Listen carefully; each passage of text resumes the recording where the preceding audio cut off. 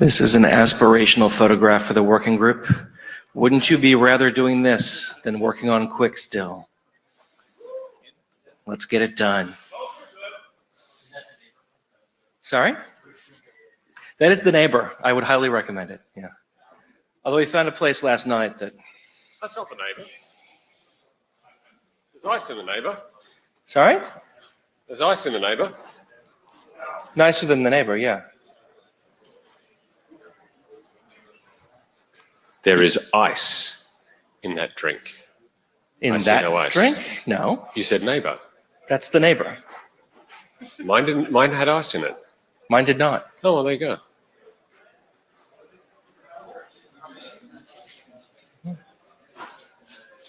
Maybe they just poured gin in the glass for me and I was perfectly happy. You were perfectly happy with that, weren't you? So this is the Quick working group. If you have come for a different working group, you're likely to be disappointed, but you may still be engaged.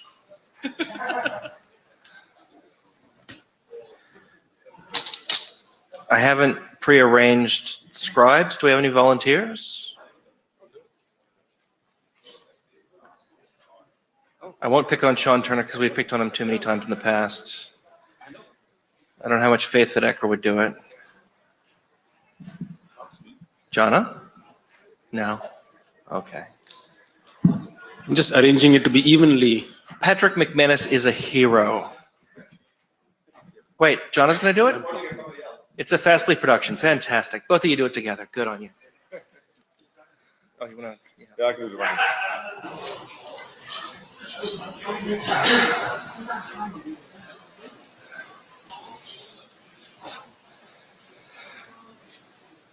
And can someone, hopefully near the microphone, volunteer to be Jabber Relay?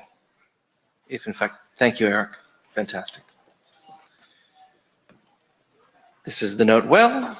I hope you're familiar with it by now, but if you're not, these are the terms under which you participate in the IETF regarding things like code of conduct and intellectual property. Please have a read, and you can find more information on the IETF website. That's not, no, we're not using that.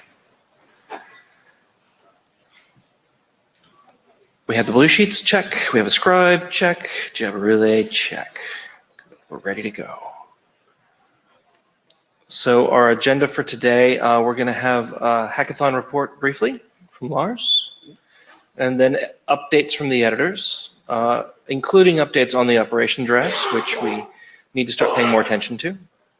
Then we're going to discuss a few brief issues that the editors have identified. I think one of those may have been superseded, overcome by events. Martin? Yeah. So the version negotiation one is not going to be addressed in this room based on the discussions I've been having with people. Unfortunately, I do want to still introduce the problem so people are aware of what's going on. The variance thing has already been addressed, but I think Martin Seaman has some other material to discuss regarding the handshake that's kind of some corner cases that aren't exactly ideal. I think that's all the two changes there. Great. And then after that, we'll have a quick discussion of the human rights review document that came across the doorstep. And as time permits, talk about making Quick deployable from Ian, quick load balancing from Martin Duke, and finally quick unreliable datagrams for Tommy Foley. We have another session tomorrow, and that session is almost entirely devoted to the spin bit. So if you've come here expecting the fireworks, you have to wait a little bit longer. At the end of tomorrow, we'll also do some housekeeping in terms of looking at our charter, our milestones, reminding people of the upcoming interim, and that sort of thing after the spin bit discussion. Any bashing on the agenda? Okay. All right. I guess you're putting this at me for the interrupt report. So I don't have any slides. Anything else? So the last few stickers are in the back. If you want to grab them, they'll soon be worth a lot on eBay.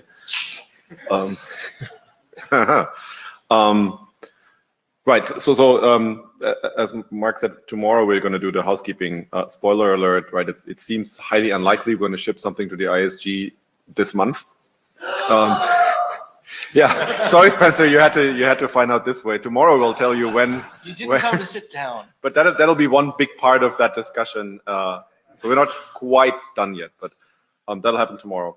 In terms of interop, we had, as usual, during the hackathon, a table. We actually had 2 tables this time with people that are implementing Quick, and that basically we're testing the current implementation drafts. I think we had like around 10 implementations participate in some form. It's looking better in terms of getting back to at least basic interoperability in terms of version negotiation, handshake, data exchange, and closing. There was a big sort of disruption when we redid the Stream 0 thing, and we're still sort of seeing the after effects of that there's a bunch of implementations that haven't moved to one of the new versions that have the refactored Stream 0. But sort of we hear that it's happening soon. We don't have a whole lot of experience or a whole lot of interop with some, I'm going to call it advanced features, but it's actually pretty basic functionality, such as like key update or connection migration. There's very few stacks that are doing it, and I think there's very few stacks specifically that I would call like, the ones that are going for large-scale deployment that are currently doing it. That's a bit concerning. It's one of the reasons why the milestones are probably unlikely. Right, so this is the spreadsheet. Greener is better, basically. Darker greener is better, more letters are better. Clients are down vertically, servers are cross horizontally. So you can see there's some white. I tried to move the implementations that haven't shown up sort of to the right, so to concentrate the information a little bit there. But there's still some white and some very light green, and that's not super good. But it's looking better, and I think the trajectory is there. We're going to do another interim meeting with an interop event before it in January. Hopefully, it's going to look a lot better then. And then by Prague, so definitely by Prague, we should be interoping around -17, probably already in Japan. But I really hope that on -17, we're going to see a lot of more dark green. I know Alan wanted to say something specifically about interop around HQ. I don't know if you're in the room or remotely, or if somebody else wants to say something in his stead. I don't know if you're qualified to summarize where we are with that. But I think we were somewhere. Jana, I don't know if this is a bug in I don't know if this is a mistake, but I'm just curious to understand how does that ATS manages to have fewer features with itself than it does with others? Don't ask me. All right. Alan Jabber would like to say that QPAC had 3 implementations. Did they interrupt? No. Okay, so there's work. Well, those 3 interrupt. I have an implementation that disagrees with them, so we have some issues to sort out. Right. So the good side is, right, there's a lot of activity, and I think it's even increasing, right? There's more and more lines and columns on the spreadsheet, although some of them have been remained white for a while now. But we are still feeling the after effects of the Stream 0 refactoring. Plus, the editors are really good at changing other stuff. And so I think the goal is to have -17, which is the one that's currently open for surgery, be the last one where we're going to do large changes that are not motivated by strong interoperability problems. So the hope is that really -17 will be the thing that we're going to let sit and simmer for a while and let the implementations actually catch up and do some much wider scale interop. With the caveat, and I just said this in TCPM, so which on the recovery draft specifically, I think we are still trying to get more help from the TCP guys to make the quick recovery as compatible and comparable to what TCP is doing as possible. And so I think for recovery, we are probably going to see some changes that are not necessarily only going to be driven by interop. However, so recovery is complex, but it's not actually a whole lot of code that needs to change for it. So hopefully changes to recovery will not cause, but they shouldn't cause interoperability issues to begin with, but they also hopefully don't disrupt the implementations too much. Christian. Christian Wiedemer. Lars, when I look at this matrix, please leave it on. When I look at the matrix, as you say, there is a bunch of advanced features that are not tested at all. Like, we have 2 academic or prototype implementation that do migrations. Right. And pretty much nobody else does.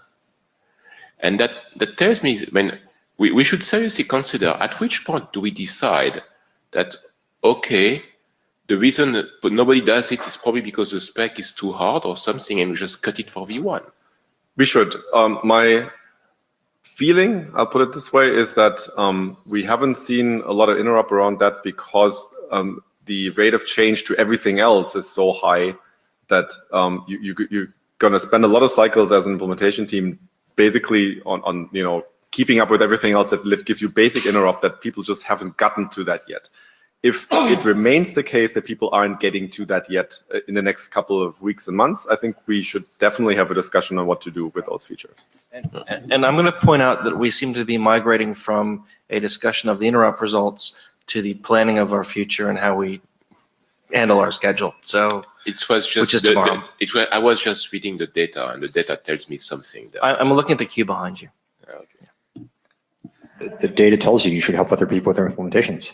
Which is closed now. Feel free to tell me I'm out of order and that you want to raise another point. But what I noticed about this graph, and also about generally my experience, and I've written this course before, is that things that are easy to test get tested, and things that are hard to test do not get tested, even if they actually might be implemented. And I live in particular fear of recovery, but even like my experience has been there's basically no difference between 14 and 15. And I updated to 15 in 5 minutes, and was just too lazy to sit around and try to interrupt with everybody. And so, and that's easy. So I guess I would be up for, and I know Lars and I both done some work individually, trying to figure out some set of arrangements that would make it easier for you to test things. And that's the only way we're gonna be able to test recovery. So, my ideal would be I could just take my implementation, put in a Docker image, and drop it in a test harness, and we'd come back with this matrix. Maybe that's too fancy, but so I think if other people are like-minded about this, maybe we could have some sort of small discussion about what to build in collaboratively build a tool chain for this, because I just don't see literally we could spend the first day in the interim with implementations that actually all work pretty well, just getting this matrix filled out. Janayangar, I'll just note that this is not a complete set of all the features of Quick. No, of course not. No, I know. I'm responding to, I think I should have started with that. I'm responding to Christian's point. We are nowhere near the point where we are deciding or even thinking about what to cut out of this stuff. So I don't think we should be going down the path of discussing that right now. So I agree with Ecker. So it's a good topic for how to automate some of this, and some of us have some automation for their particular stack, but there's nothing that generates that whole matrix, and that would be very useful. The other thing that would be not so getting something like a packet drill suite is difficult for Quick, but because it's encrypted, but that would be very useful. So there's some discussion that maybe we should have around one of the interop events about what we can do.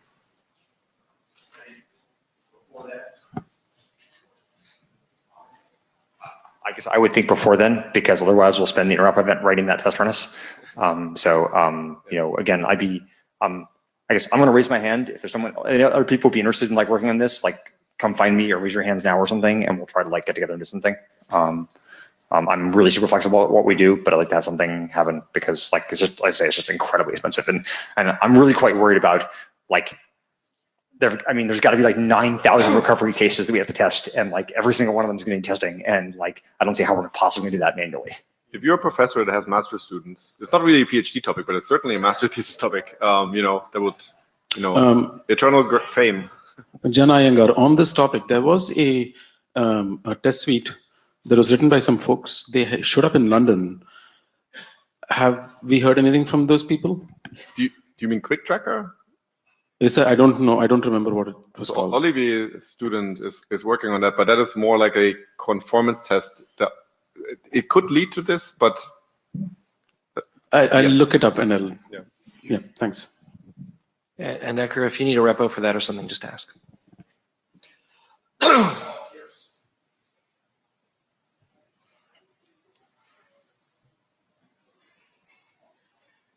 So, Mr. Thompson. Yeah. You want me on the front? Take your pick. The whole room's a pink box. I'm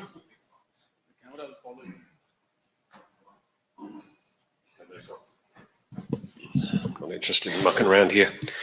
Right, so what happened in 15? This is since the last time we met as a working group, include that at the interim. 15 has quite a number of changes here. There are a few other minor ones that are not in this list, but these are the ones I think are of note. Even the first one's not really a change. I think we changed some packet numbers as a result. But we took the two frame types and merged them into one. So whenever we talk about ACK now, we're talking about an ACK that may or may not have ECN counters in it. We litigated the design of ACK at some length and decided that it wasn't worth changing. We have some signaling around the ACK delays. We now insist on validating the presence of the retry and having the server prove that it was the one that saw it.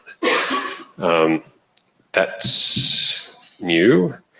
What is also new is that there's only one of them. Obviously, that design doesn't work particularly well if there would be multiple retries, and there was a number of other reasons we got rid of retries.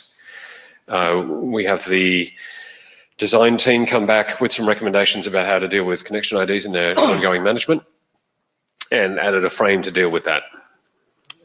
And there's also some changes in there to prevent deadlocks. I think Martin Siemens' talk goes further into that, into the consequences of having that design.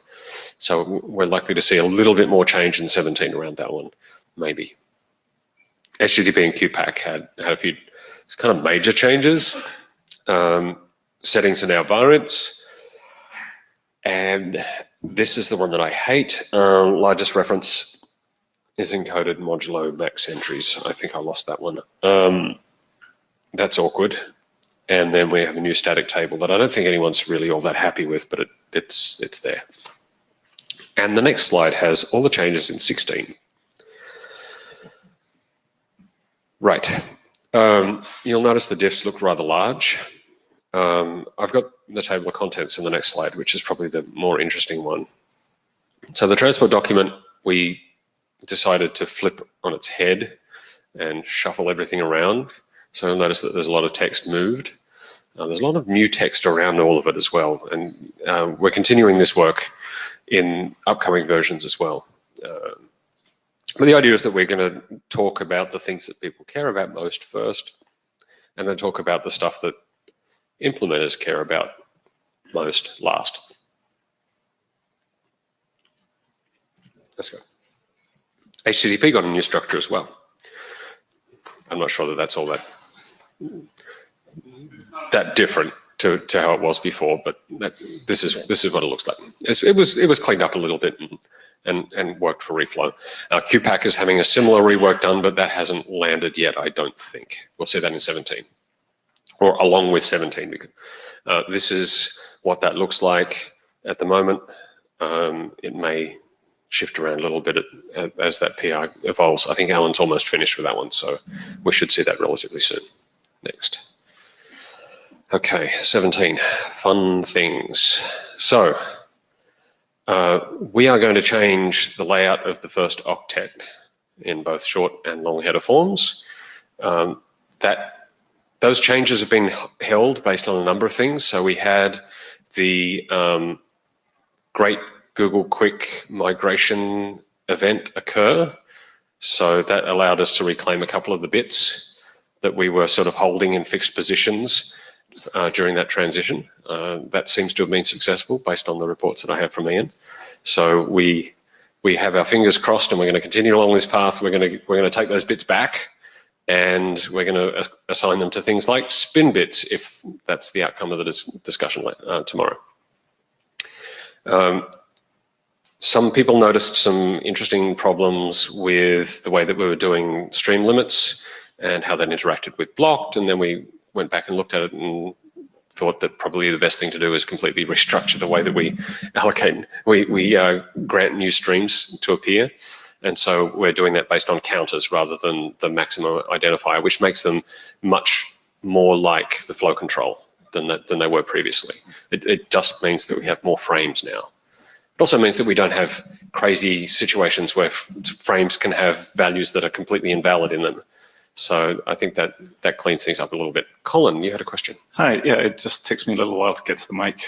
Colin Perkins, for the first octet changes, there was a multiplexing discussion in AVT core this morning. So yeah, I'm going to go over that a little bit more. I've got a separate deck on that one. Okay, I'll go through that change afterwards. I've got the conclusions to the discussion on those slides, and I'll just walk through them in a little bit more detail. Okay. I renumbered everything, Again, which Lars was super happy about. I also put E's in reset stream for all those people who have been irritated by that. And there's a bunch of other things that we're going to be talking about here that might get into 17. But as Lars said, 17, well, it is our vain hope that 17 is the last one we ever have to make real changes in. And so there was one more that Kazuho prompted us to make as well, which is we reshuffled the order of the fields in the new connection ID frame because they were a little bit weird. So things like that. Now's your opportunity. You have about 2 weeks to get your pet hates addressed and merged and looked at, but the bar's going to go up pretty significantly after that time, I think. Yeah, I mean, my ask was going to be a little more time than that. A month seems a little more appropriate given the time of year. That would be fine. I basically, like, I want to have, given the bunch of changes, I want to have time to read the specs from start to finish and make sure like I feel like make sure I have my head things I'm annoyed about, right? Would you object to that? To us doing, say, 2 iterations if issues came out, so have an 18? Yeah. I'm asking. Yes, I'm just asking for, like, don't freeze just yet. Yeah, that's what I'm asking for. Is like give people time to like pull their heads up and just like get the whole thing from start to finish. Right. That's fair. And so the point here is this is your warning. We're going to start that process now. I don't think there's going to be a hard edge to the other end of it. It's just that we want to make sure that come some reasonable time before we meet again in Tokyo, things are stable and we can start to talk about things like deployment. John? Janai, just to respond to what Iker said, to be clear also, this doesn't mean that if there are actually egregious errors in there, we won't address them, right? Of course, we want to do that. Yeah, I think I'd expressed it as the working group agrees, I hope, that we need a period of stability to let implementers catch up and see how this goes. Yeah. And I want to avoid egregious changes after some point, but Eka's request is perfectly reasonable. I guess all I'm trying to get at is that, like, I feel you know, that because we only have these partial implementations, and because every time we do an implementation we find infelicities, you know, like, I don't want to put us in a position where there are things like the future is bigger than the past, and where things that like just suck but like aren't actually death, like are things that we just can't like say, oh, we can't fix because like we like agreed to freeze something. That's like what I'm worried about. Yeah, that's not the agreement we're making. No. And of course, outright bugs will continue to get fixed. Do we have another one on the next slide? I think you have one more. Yeah, the idea is that at some point very, very soon, we'll have a stable protocol. That means we need pretty strong justification to make changes to things that will affect interoperability. My suggestion is that that if we get issues open that are sort of speculative or suggest improvements, we're going to be a little bit more aggressive about closing those sorts of things politely.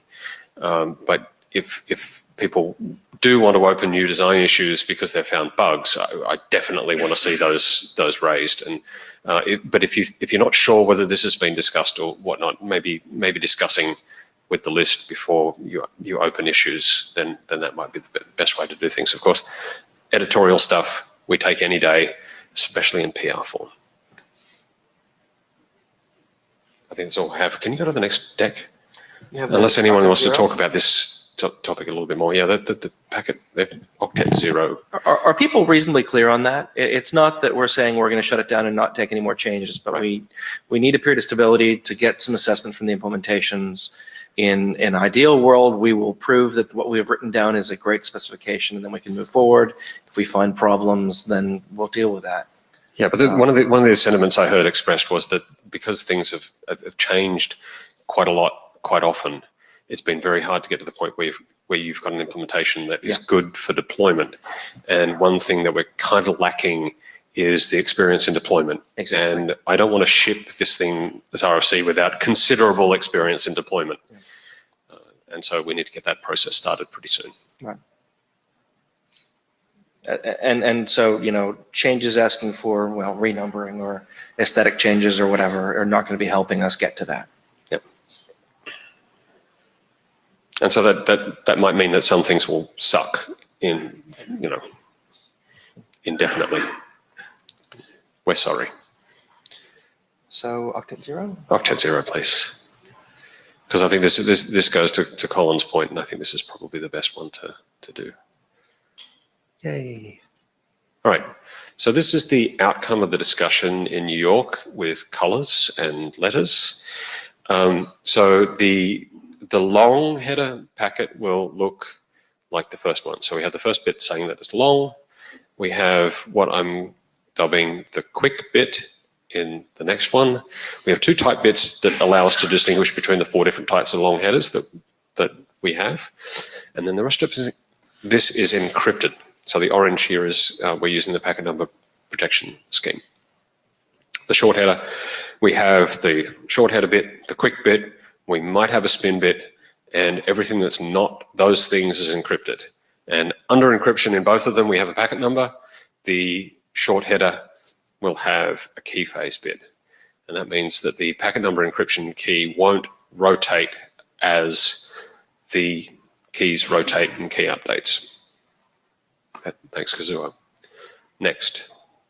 So the common part, as I said, there's not a lot of new things there. Next.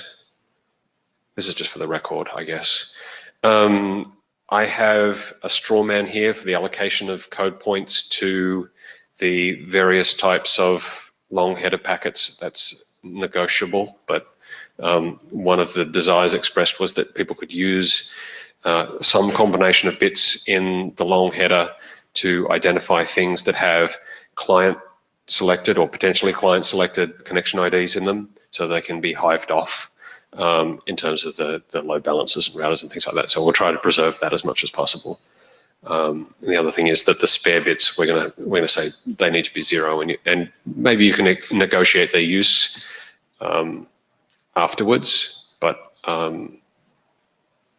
0 will be the defaults, and probably in the long header that means that 0 will be the values. We're encrypting them so they'll look random on the wire. Okay. Is this must be 0 and must ignore, or must be 0 and must check? Must be 0, must check. Okay. That's my put. I mean, I'll take anything else, but this is really just a straw man. If people have an argument for anything else, I'll take that. Okay. I'm sorry. Yeah, it gives you 2 more bits of integrity check. Sure. I anticipate a 30% chance of needing to have 1 more type bit at some point in the near future, but I don't have a reason for that. I'm just saying, like every other time we've saturated the entire space, we've been actually this was a shitty idea, but we have spare bits. We have space, so it's fine. Yeah, we have spare bits, and we can take them back if we truly need them. Yeah. David Skenazy, Google. This makes me uneasy. One of the first one was what Ecker was saying, that the type is kind of a registry where today we only have 4 values in there, but it was kind of nice to have it extensible, but with 2 bits, we're not going to be able to fit a lot more. Give me one example. That's the point of extensibility, is that we can't think of it yet. Yeah, if we did that all the time, we'd have all of these extension points hanging off us, and Then why do we have frame types that are VLIs? We could only like limit it to 5 frame types by that, you know? Anyway, so. We have example frame types. Okay. Yep. So first point. Second one, I feel like we're burning 2 bits on the packet number length that are already encoded in the packet number itself. Again, I don't have a This use. is moving them from the packet number. I see. But that doesn't really allow us to encode that many more values, right? Because I 4 can't times as many. Yeah. Sorry. Okay, fair enough. I can see that. Thanks. Yep. So yeah, the point that Eka made off mic was that the 8-bit packet number is much closer to plausible than the 6-bit one. Oh, it was 7, but yeah, it's that much more plausible. Jonathan Lennox, how much of this is going in invariant and how much of this is just in quick v2? This is, I don't know who's doing quick v2. If you're doing quick v2, that'll be great. I know. IETF. I thought IETF quick was quick v2. I thought we decided that. Yeah, Oh, they got rid of that. Oh, yeah. whatever. So all of this stuff that we're talking about here is entirely under our control. So the next version of Quick, whatever that's called, can change everything that we decide to do. So none of this is invariant. None of this is invariant. Okay. The only thing that's invariant here is that first bit. Okay. I think I have another one as well. So particularly the second bit, your quick bit is not an invariant. The quick bit is not really a quick bit. I mean, it's a joke, but in But I mean, it's- this version of Quick, that bit will be set. Okay. Yeah. I think we have another slide, I think. And it's the same as I described before. So we'll encrypt the spin bit here if we decide not to do spinning. But otherwise, the rules are the same. I think that's all I've got on this slide, Dave, is it? Oh, yeah, let's not worry about this one right now. Yep, all right, done. Thank you. All right, thank you. So that takes us. Colin is running to the mic. Oh, stick around that mic, maybe. This room is really big and it takes a while to get to the mic. There's chairs closer to the mic, Colin. Right. So from a very quick look while you were giving that talk, this looks to avoid the obvious collisions with things like RTP and stun. Please do coordinate with AVT Core because they have a draft on this demultiplexing. Just to make sure everyone is happy with that. I think it would be really useful if we could get demultiplexing with stun as an invariant. The bit patterns for that. The appropriate bit pattern so we can always do that demux. Is he on this? It's something we have discussed before in this group. Jana Iyengar, are you trying to put that in there so that we don't have to litigate that again in a future version of Quick? I mean, that's a reasonable argument, but I'm not sure I buy it fully. But I think we're going to want to do peer-to-peer Quick, which means we're going to need net traversal, which means we either need to have an invariant that we can demux with stun, or we need to reinvent that functionality in Quick. And I think it's much easier to have an invariant that we can demux just based on the first bits, which we have if we stick with those first 2 bits that we have. I want to say that the whole notion of invariance was things that we were choosing to keep fixed so that we wouldn't ever change them, and it's a minimal set.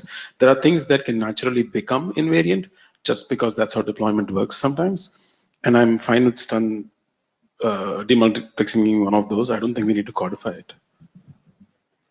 Yeah. My feeling is it's likely to be extremely important, and we're basically making invariant 2 bits. The first 2 bits of the packet, and that's it. Yeah, it's just this one bit. Yeah, I don't think I'm in favor of that for several reasons. First of all, there are going to be an enormous percentage of the quick connections in the world which never need to be demuxed with stun, like all the ones between web clients and web servers, basically. So that's point one. Point two is the primary need for demultiplexing is the endpoints of demultiplex. And the primary need for invariance is people who are not part of the connection to be able to do things with it, do things or not do things with the quick packets. And so the endpoints are perfectly capable of arranging like to only do versions of quick which do not need demux is done. And so I don't think the purpose of invariance is not to like nail down design decisions in perpetuity. It is to instruct people who are not part of the connection how to manage the packets. I would expect that if we want peer-to-peer to work, it's one thing which the firewalls and the middle boxes will need to will need to allow through. And there's already a lot of infrastructure that understands stun. So I think this may be something where we care about the on-path devices. Okay, so now we have Miria presenting about the ops drafts and not Brian. Yeah, hi, I'm Amelia.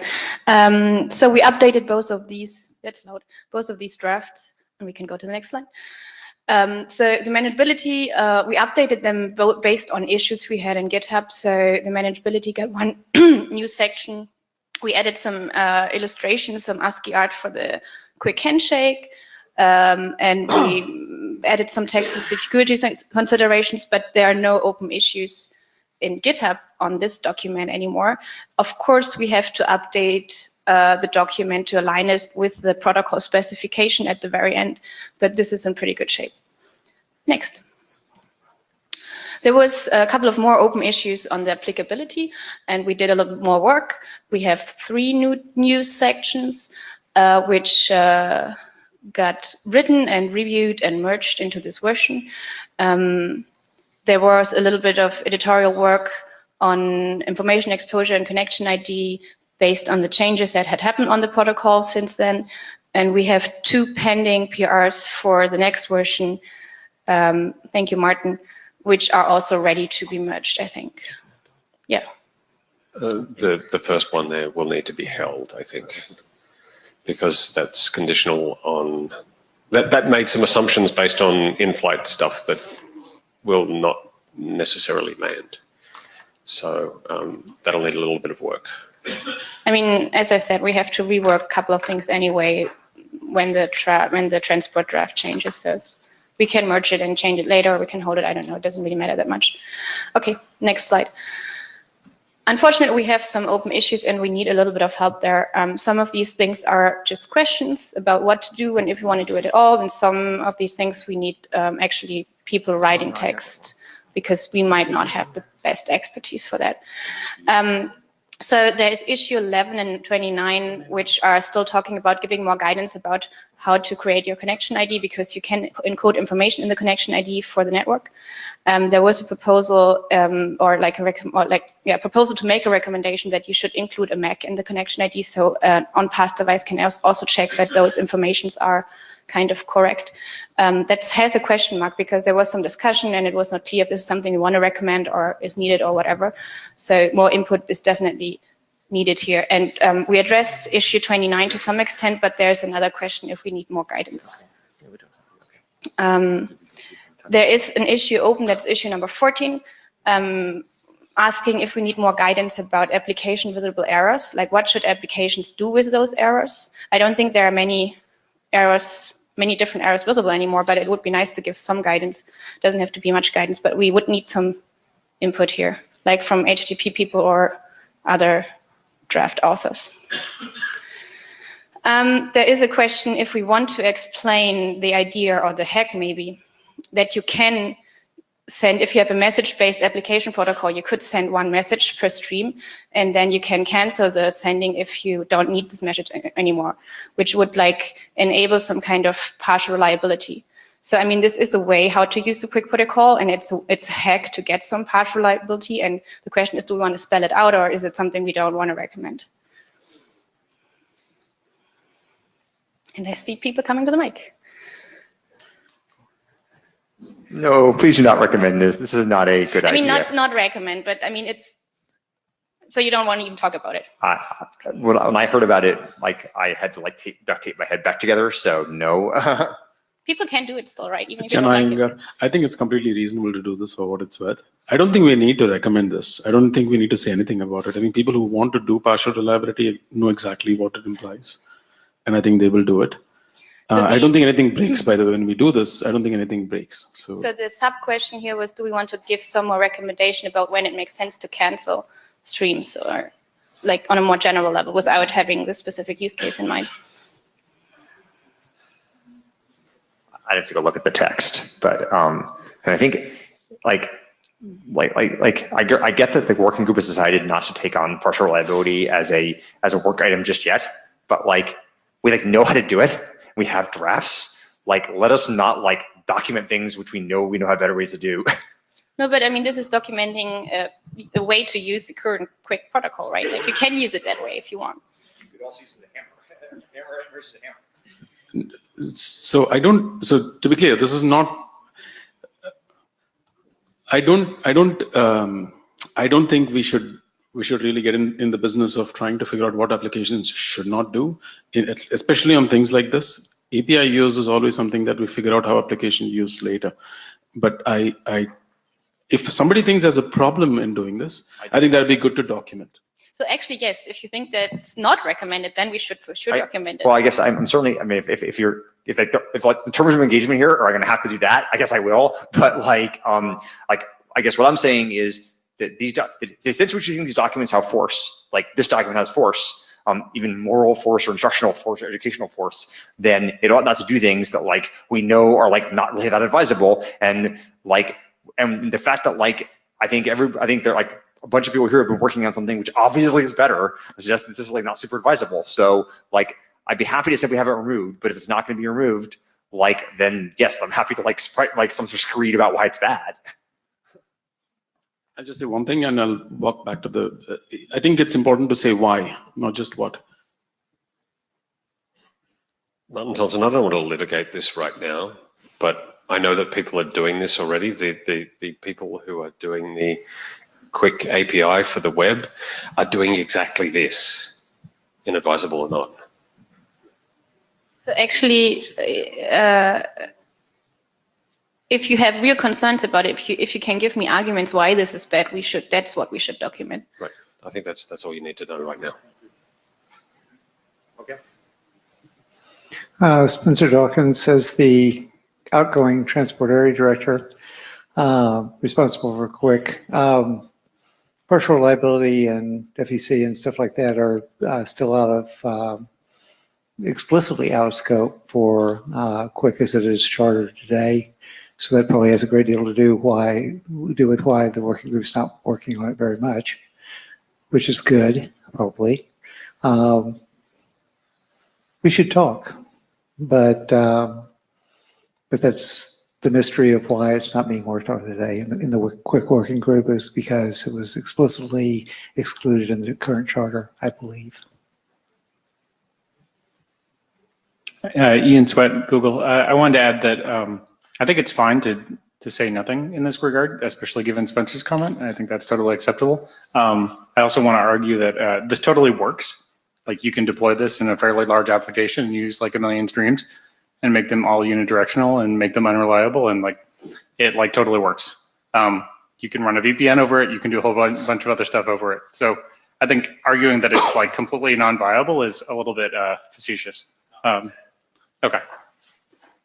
So Eka, can you add your arguments to the issue? Just add some comments there and describe what your concerns are.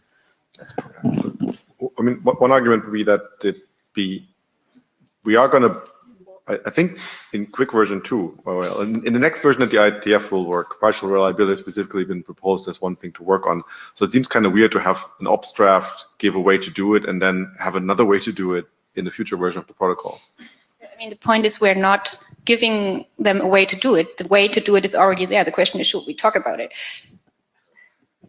But personally, I think no, because would you rather have people do it this way, or would you rather have people do it the way that the future protocol will offer? I mean, this section could say, you can do it this way, but hold on, we will do it in the next version. That's what the section could say. Or it could say nothing. Yeah. And so, absent consensus to say something, it says nothing. Jana Iyengar, I'll agree with that. I think there's a problem here. And the problem is that when you talk about partial reliability as a noun, it's not clear what one is talking about. And you're going to end up having to describe that. And that's the problem. Like even when we talk about something that was excluded from the charter, that is quite different from what that is. Both of them are partial reliability. And that's where your problem lies. So instead of walking into that mess, it's good to stay out of it and allow applications to do what they do best. Use stuff. And we learn something from that. Tommy Polly, Apple. So I'm going to agree with what everyone's saying, that we shouldn't be mentioning the partial reliability hack in here, partly because we want to move on to other things, partly because adding that kind of sets a precedence for, if we include this, could we include all the other wacky things you could do with the protocol? It could be essentially an unending list. Now, on the flip side, I think things like how do we handle errors and how should applications deal with those are things that applications must face and they must have some behavior with. So I think adding text around that, things that are part of this, is important. So let's focus on the bits that we do need to give guidance on that are really current concerns. Okay, let me ask you another question. Does it make sense to give more guidance on, because you can cancel a stream transmission, right? Giving more guidance on that bit, because that's what is exposed by some interfaces. So I think actually, to that point, giving guidance around when a given side closes a certain side of the stream, like do you send your stop sending at the same time you send your reset stream, or do you do them asymmetrically? Talking about the strategies of why you may do those things would be useful. And that kind of addresses this without getting into the topic of partial reliability. The queue is closed. Can you help with writing something? Yeah, I'll give a PR for that. Well, no, it's closed. Harald Alvestrom. I must say that I'm profoundly unimpressed by this discussion. Okay. We know for certain that this stuff that is up on the screen and described in draft is going to ship in product before the quick RFCs actually make it out the door. We don't have a choice. The only choice we have is whether we want to provide a forum for discussion of this topic at this time or not. If we do not provide such a forum, we have no influence, we as the IETF, over how that discussion forms and how the consensus forms. But we will have to live with the consequences of that consensus. So Harold, nobody's trying to shut down the discussion on what shape partial reliability should take in quick. It's specifically about this document. I understand what you are saying.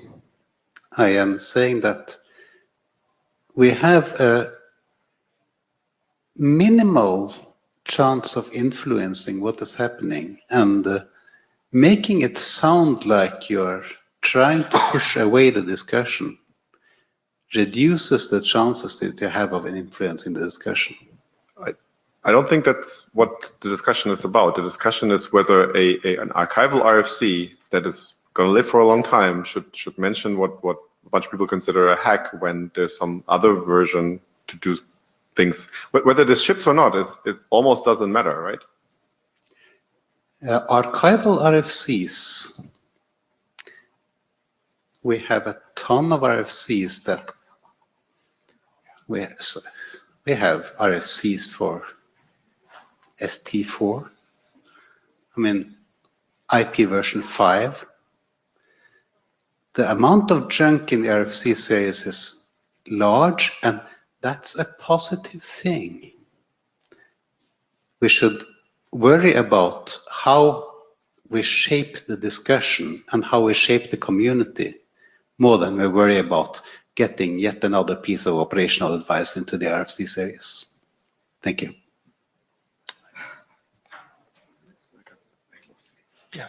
So Spencer Dawkins, responsible area director, talking about what I'm curious about, and my curiosity does not have to be satisfied here, is if people are already going to be doing partial reliability with one message per stream this way, whether there is what the incentive for doing partial reliability some other way might be. And like I say, that may be a conversation you all can have with me after the plenary. But I mean, or any time doesn't care. We don't want to spend working group time on it. But as the guy who at least theoretically would be doing publication request, handling publication requests for stuff like this, at least through March. Like I say, I'm kind of curious. It may be that the person who takes my place in March would also be curious. Okay. So, Ted, we closed the queues a while back. That was an exemption for Spencer, but if you can make it brief, go ahead. Ted Hardy had an architectural comment, actually. Very applicable there. And that is the way the charter describes how these things will be done as a series of extensions. And so there is an architectural decision embedded in the way the charter is describing partial reliability and certain other things as presumed to occur as extensions. And I think there's a question then that's about this document scope of whether it is describing the applicability of core QUIC or whether it is also describing the extensions, whether they have currently been specified as standards track or whether they're available on the wire, because we know that this is happening. And I suggest that one way of getting yourself out of being wrapped around the axle in this is to put in this document that the considerations which derive from these extensions will be treated separately, and to create a new document which can then handle that. In other words, limit the scope of our current ops drafts to the current set of QUIC, like the current set of QUIC RFCs. Well, so simply, I put it the other way, as create another document that is for the extensions of QUIC and the operations and manageability considerations for the extensions, and then make a forward pointer that says, go there, right there, give your PRs there when you have extensions. Because I think the other thing that you end up risking, and the point that I think Spencer was making, is that if you don't do it that way, you end up losing partial reliability fitting into the system architecturally as an extension. It becomes something that's an operational practice rather than a protocol extension, and those are distinguishable and probably not as good. So at least for the manageability draft, it's very clear that we're only discussing this specific version of QUIC because we don't know what other versions will look like.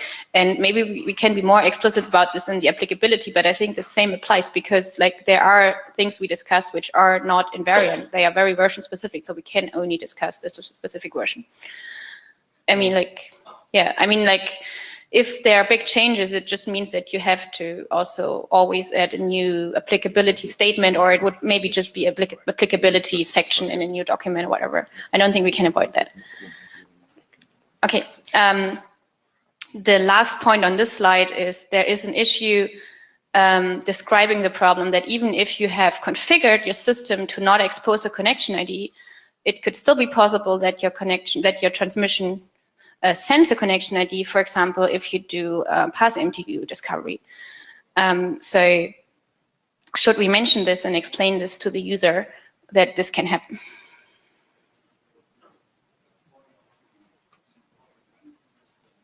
Okay. I saw a thumbs up. So Martin Thompson, if someone provides you with a text and that text is not bad, take the text.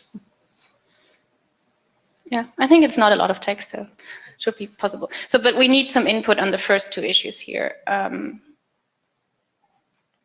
Yeah. Would you like to? I was just going to say that I was going to put Martin Duke on the spot here a little bit by saying that he's been doing some thinking on the first one, a fair bit of thinking on the first one, in terms of its interactions with load balancers and various other things.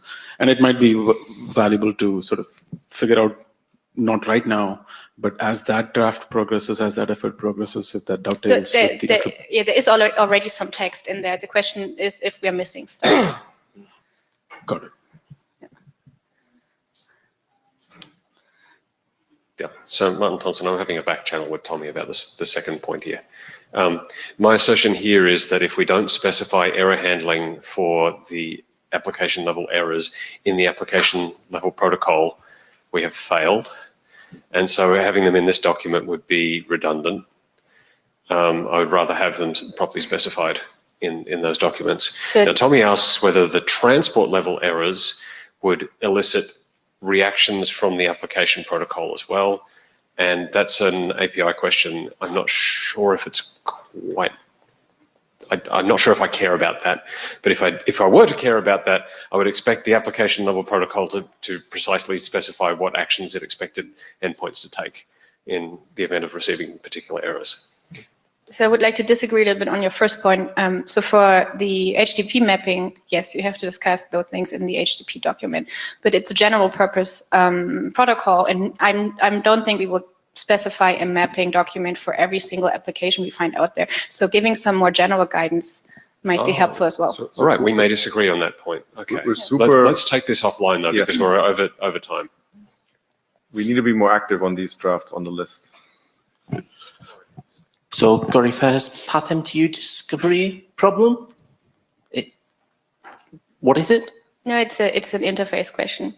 Should we, because it can happen that even so you configured your connection ID to not show up in the packet, that you might still have it in the packet for example, PathMTU discovery purposes. And should we warn the application about that this can happen? I will think on this, but now I'll go to the PathMTU discussion next door in 6 months. Sure.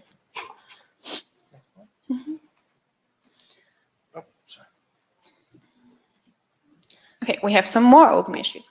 I put them on a separate slide because those open issues are more about, like, you know, what interface, what things should be exposed over an interface, and can we give any guidance?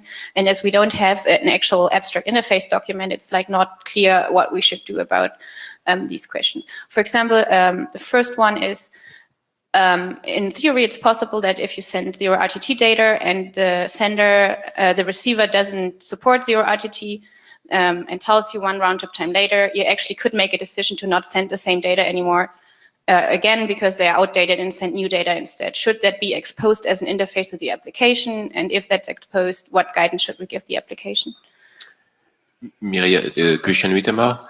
Mirja, I see a pattern there, because you are worried about trying to make general discussion of things that really belong in the application mapping. Yeah. I can easily see different applications making different decisions there. And I think that it does not belong in a generic draft. It belongs, if you want, the purpose of what we do is to ensure interop. So this interop will happen at the application layer. So if the application mapping doesn't describe what to do, we don't get application interop. So trying to get application interop without having the application specified, that seems to me very strange. That's the whole question. If there is no general recommendation you can give, it doesn't make sense. If you can say this class of application should do this and this class of application should do this, it makes sense to give some guidance here. And I think, like, for the first point, it clearly is, right? If you are an application that might have, for example, if you send a request and you might be in a situation that, like, this request might not be up to date anymore, and you want to send a new request, then you don't have to retransmit the data, you can send new data. There's a general class of application that can do that. I really believe that this is application specific. Yeah. I mean, this is a question I have. Yeah, I think this one, at least, I'm not taking a general position, is application specific. In TLS, we concluded that you had to write a new mapping document for how to handle 0 RTT for, like, every single application. So I think probably this can stay a situation here as well for QUIC, because QUIC has, like, approximately the same, like, 0 RTT, like, properties as, like, as other applications. And they're worse actually, because, like, there's, like, a pile of ways 0 RTT can be rejected. But like one way 0 RTT can be rejected is, like, ALPN mismatch, right? At which point you certainly have to do something that is not just retransmit. So I think, like, this is probably not something you can make a generic guidance on. I mean, like I say, like, TLS case is simpler and we punted it. Subodh, I'd like to echo Ecker's point as well. That is, one application might choose to do both behaviors as well. For instance, if the ALPN matches after rejection, it might want to automatically retransmit. However, the ALPN does not match, then it might want to do another thing. So an HTTP application might want to do something if it supports 2 different ALPN types. I mean, this is totally understood. The question I have is, if you have this interface, you have a quick application, right? You have a library that provides you this interface. Is it so obvious what you can do with this interface that we don't have to recommend anything because everybody will understand this? Or is there something we need to tell people how to use this interface correctly for whatever application they have? I mean, a more valuable thing would be the considerations of an interface between an application and the quick transport. Say, like, these are the options you might need to provide, and depending on the other aspects of what the interface provides, they can choose to express this in however they want. For instance, like, use different words for this or something like that. Like, Apple might have request idempotency, another thing might have some other concept which maps cleanly to these properties. But what might be better is like the general considerations of like, oh, if you do this, then this might happen. These are you might choose one of these things. That's what I'm talking about. Yeah, I think it would be useful. Yeah. So we really do need to finish this one up, unfortunately. But Martin, really quickly. Martin Thompson, I was actually going to make that point. I was going to say, all of these issues we have not had any discussion on the list, so we're not really prepared to have a good discussion here. Thanks to Miria for actually putting them up on the slides so we can see them, but I'd rather not discuss any of them here today. And the question I have for the folks in the room is, put your hand up if you've read one of the last 2 revisions of these drafts. Okay, yeah, we need to have people take a look at these more seriously. So I have one more general question here, because we've been talking about having a separate document that actually discusses an interface or an abstract interface or whatever. And like, yeah, you have a mapping there, but like, I'm actually talking about like these kind of configuration knobs or whatever that could be described somewhere. And I don't see this coming up. So that's why this is like all clustered on the slide, because I'm not sure what to do with this. I will not wait for this document anymore because I don't think it's showing up suddenly. So I guess the approach would be rather to, assume or make a recommendation. If you have this interface, you can do that, right? That makes sense. I think that's kind of what we just said. So okay. Okay, thank you. Right. Thank you, Miriam. Okay. So let's go to the issues. Martin, do you want to do this? Okay. This presentation, yeah? Okay. Famous last words. So I'm not going to take any questions or comments on this one. I think I just want to make clarifying questions only, basically. We've had a lot of discussions about this one. The slides here are rotten, but they do contain some interesting things that allow me to describe the problem that we're talking about. So the problem here is that we have the potential for a server to be in 2 different states over time. So when you deploy a new version of a protocol or roll one back, there's this period of time where you can have connection attempts span that change. And you think you can roll out a cluster of servers and you upgrade some of them and have some of them still on the old version. You might find that clients hit one server instance and get a version negotiation back. And then they hit another server instance, and that server instance is expected to be able to produce exactly the same answer. And we kind of rely on that for the validation process that we do. Because the server's handshake message, the server's transport parameters contain essentially a copy of the version negotiation packet. And in the case where you're deploying a new version, you don't. So if you skip forward a slide or 2 slides even, the problem here is that the client will fail version negotiation because the 2 don't match. So that's problem number 1. Let's skip over the fix here because that's not a necessary fix necessarily. Skip. More. Oh, there we go. There we go back one. So the problem here, the other problem here is that we have an incentive arrangement with the current version negotiation scheme that that says that the clients pick the lowest possible version that they support, or the most widely deployed version. And so during the introduction of a new version of the protocol, the clients still remain incented to provide an initial packet in the old version, because if they guess wrong, they'll get a version negotiation round trip, and that's, round trips are money.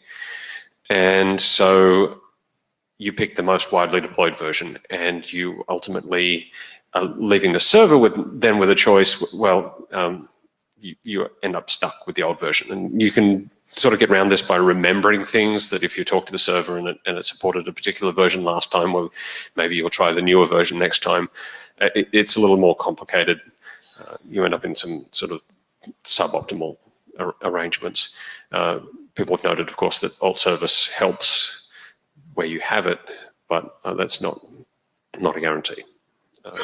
And so we're exploring a couple of options around solving these problems, and these slides covered one of the options that we discussed.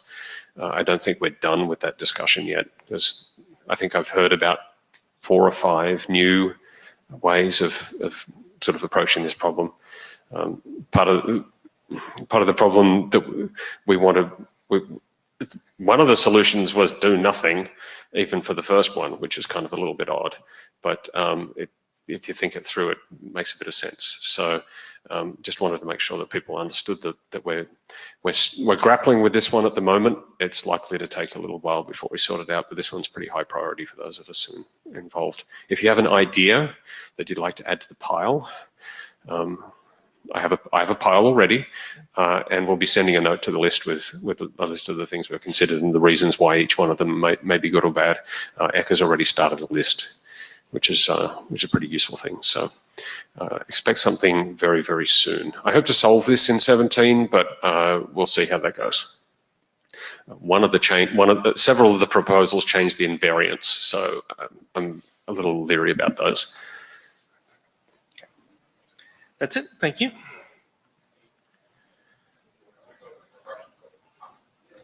Go for it. Martin, do F5. So when a client gets a version negotiation packet, it is supposed to respond. The new initial is supposed to have the same destination connection ID, correct? Okay, so I think in the general case, that will be routed to the same server. And so we won't have this problem. So the problem is that if you think about the way this is arranged, if that server's upgraded and it still remains, the same 5-tuple, same destination connection ID, the routing remains the same, you could still have a situation where you flip the flag that enables a new version in between the time where you sent the version negotiation and then when you continue the handshake. And the server doesn't maintain state between those 2 points. And so from the point that it sends out the version negotiation and the point that it sends out its flight of handshake messages, it can change its mind about which versions it supports. Now, of course, you can do things like take the server out of rotation and all sorts of other things like that. Those are some of the ideas that people have discussed, but ultimately you do end up in that situation. You could have. Okay, Kazuho, my point would be that, well, the destination connection ID might change because it's not in invariance that the destination connection ID must be longer than 8 octets. It's a V1 specific thing. Good point.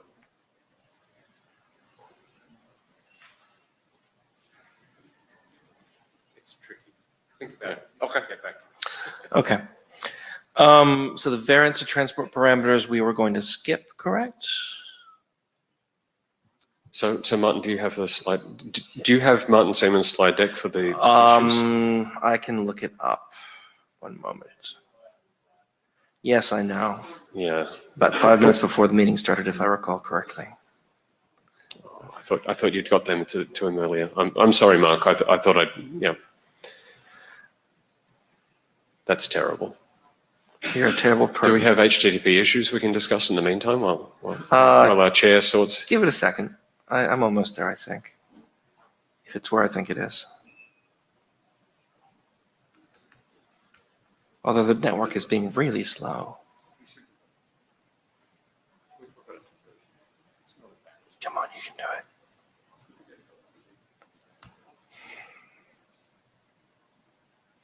Yeah, okay, well, while that's loading, let's do the HTTP issues.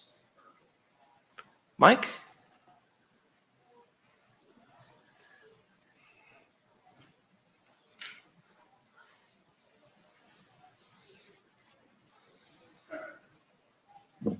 Plod. So when I go back and compare what the notable changes have been, it basically boils down to everything we agreed last time we were going to do is now in the draft. So go back and look at last time's presentation, and that explains the changes. Next.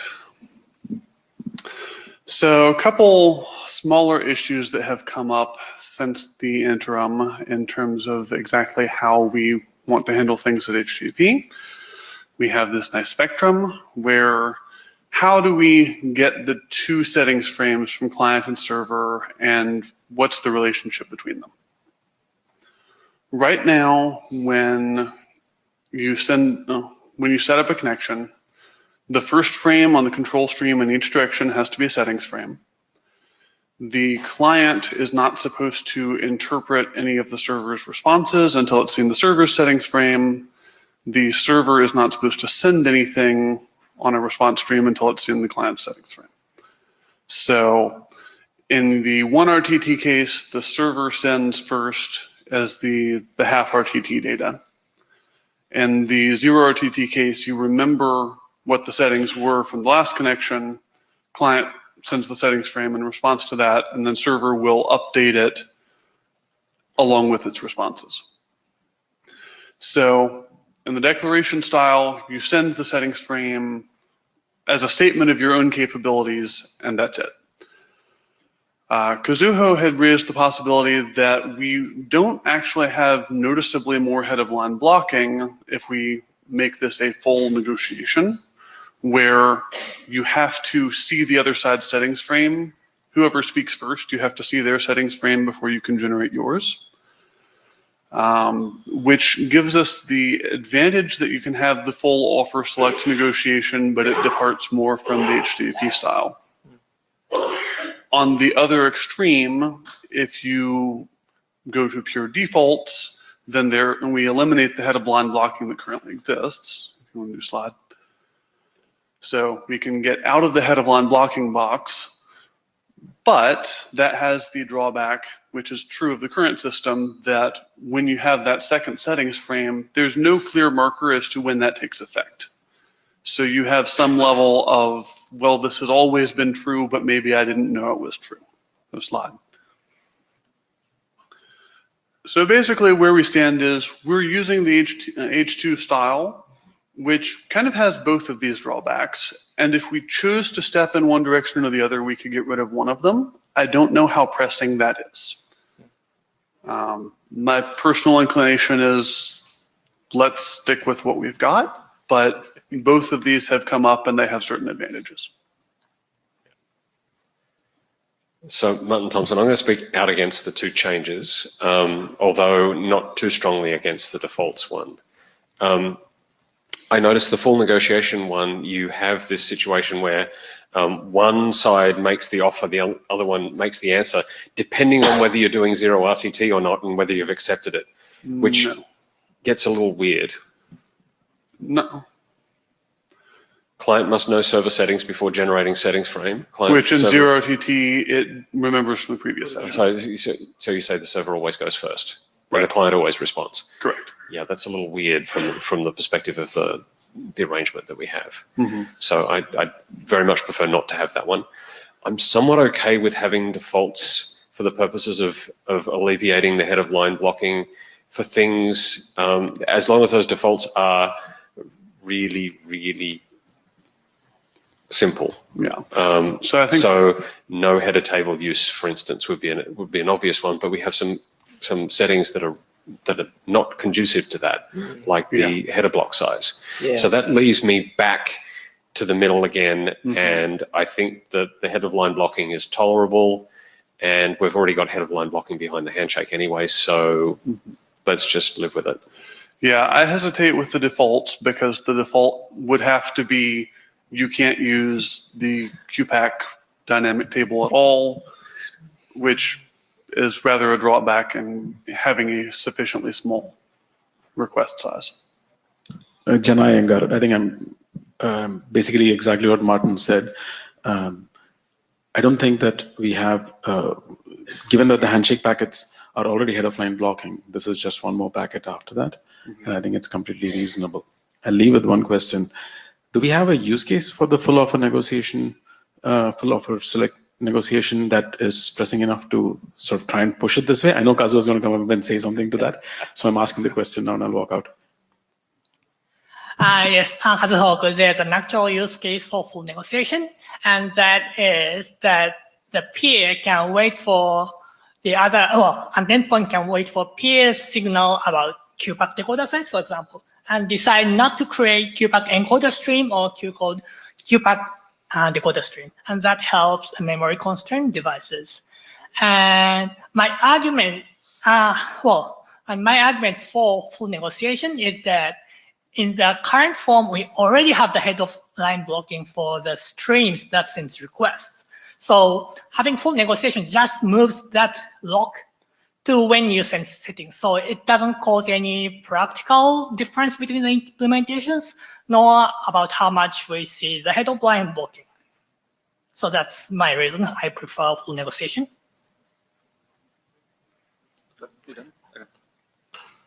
Subodhanger, I'm kind of worried about given the current state of affairs. I'm definitely opposed to offer select semantics, but I'm kind of also concerned about the current state of affairs where you have to wait for the settings frame.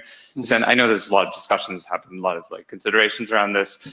I much prefer the defaults mode because the settings frame, we've said that it has less head of line blocking, but we have no idea, for instance, right now, because you have to send, it requires you to send coalesce packets in 0.5 RTT, which is more complex to do. And some implementations might do it, some implementations might choose not to do it, but by default, you won't get the performance you need. And in HTTP2, you have this kind of defaults mode right now where the client speaks first before seeing the settings frame. So we know that kind of works and it's reasonable performance. The other point I wanted to make is that having defaults might also unlock the ability to use the defaults in 0 RTT as well. Currently, when we're looking at implementing the API to store transport parameters, QPAC parameters and other settings frame parameters in 0 RTT resumption, it is kind of painful to do. It is doable, but it's definitely not for not for the faint-hearted. So in that sense, it might make it simpler for people who want to use defaults and who have not seen settings frame to see, I will get a reasonable amount of performance, but I won't get the extra performance I get by caching the settings frame in case that they are bigger than the default values. Alan and Dimitri on Jabber would like to say that in both implementations, they've decided to default the QPAC table size to 0 if they need to send a response before settings have arrived. And as Eric Kinnear and myself, there is some attraction to getting rid of the head of line blocking and doing stuff with the defaults. But again, if that puts us into an awkward case where, yes, you've gotten rid of the head of line blocking, but you're now effectively head of line blocked on doing anything useful anyway, does that really help? So I could also see a world where we go halfway, that we allow the server to respond in case it hasn't seen the client settings frame, but we can be pretty reliable that the client has seen the server settings frame before it gets there, before it sends any requests. Yeah. So Martin Thompson, I'm hearing a lot of people saying defaults are okay, but I just don't know how to implement it. So if we could see how that would be implemented, then that would be great. But I don't know how to do a default for header block size, for instance, because I know that someone's going to want something smaller than whatever default we pick. Right. And 0 is the only safe default we can pick, and that means don't send requests, which is a bit weird. It's not really all that useful at that point. Mhm. So that's you're back to header line blocking at that point. So I don't know how to solve that problem.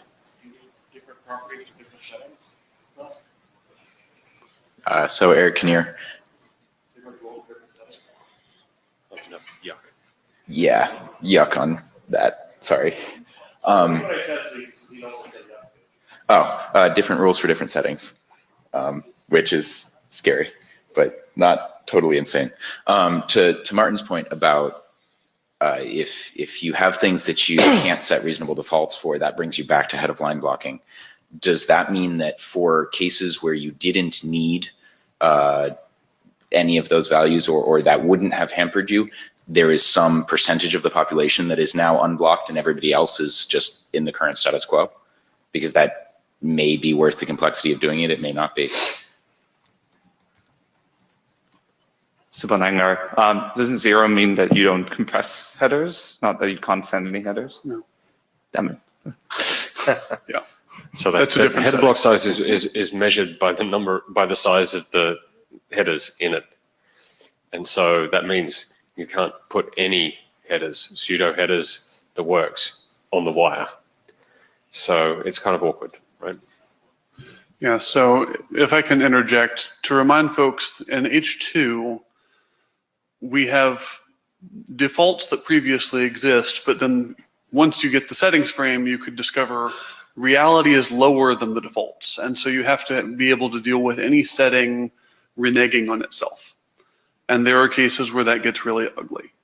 So one of the changes that we decided to take early on was to say, you can never reduce a setting, and consequently, you have to wait to see the settings frame to find out what it is. Prior to the settings frame, it's simply unset. Yes, Kazuhoku, one of the reasons why HTTP2 behaves the way Mike described is because it depends on the TLS version to which endpoint starts speaking first. Because in TLS 1.2, the client speaks first, and in TLS 1.3, the server speaks first. But in case of QUIC, we know whether the client speaks first or the server speaks first. So that gives us the possibility of having full negotiation. And I'd like to also note that QUIC transport actually uses that feature to do a better negotiation. So the current way of using the declarations form is actually contradicting from what the transport does. And to me, it seems to me that aligning how we negotiate to what the transport does would be a simplification.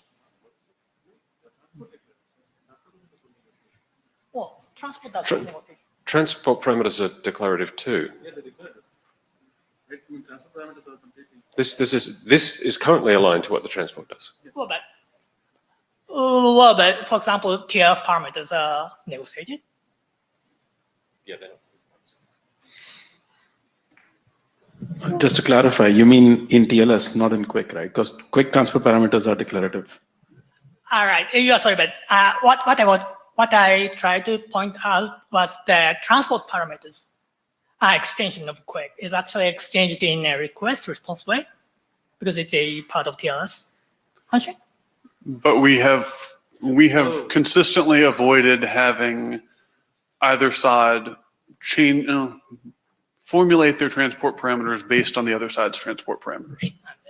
Yeah, so while the transport mechanism for the transport parameters is as you say, the semantics of the transport parameters themselves are not of an offer select kind.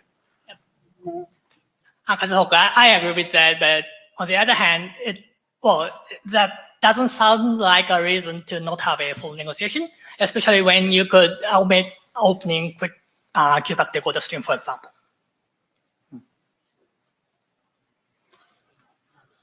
So offhand, I'm not hearing convergence on this. So discussion continues on the list.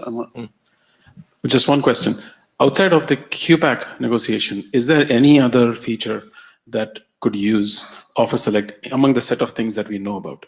Of the set of things that are in the draft, no. I think to me, the primary use case of this would be mutually exclusive extensions. So I support 3 different varieties of priority scheme. Here are my 3. Now you pick one before you start sending me priorities.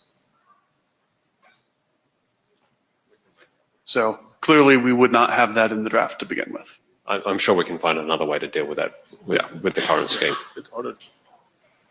Yeah, if you have like a preferential, if you have a particular way of ordering things, then you could deal with that in declarative way too. Right. So then it boils down to basically, is the QPAC question compelling enough for us to move in this direction? I'm inclined to say no, but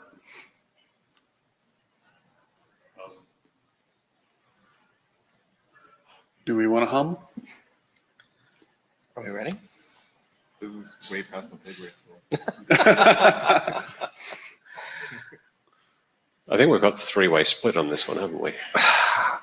I feel like it needs a little more discussion. I think we could take a hum now and go in the wrong direction. I'm with you on that one, because I've heard people arguing for defaults, but we don't know what that would look like. Yeah. I've heard Kazuo arguing for negotiation, but I don't know what that looks like. Not really. Sorry. I think I'd like to see slightly more fleshed out proposals and some discussion on the list. Do we, in the spirit of the want speed 2 dating PRs stuff? we can compare? Well, in the spirit of the speed dating thing, perhaps we have something more fleshed out.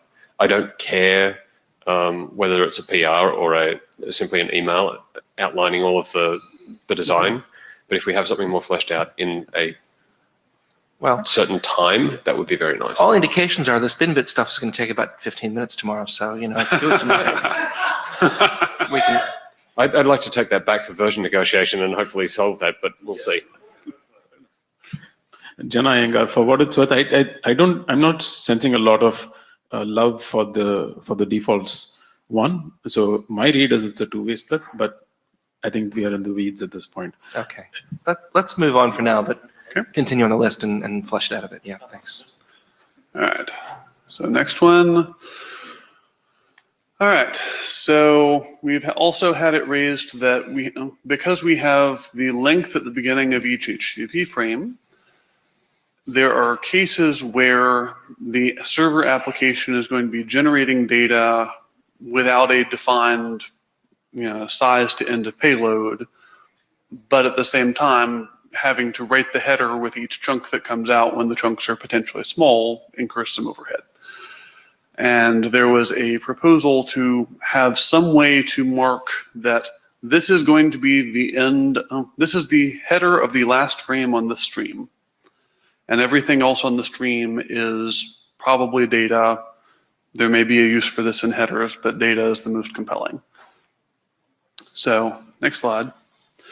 We can have a spectrum that right now you length prefix everything.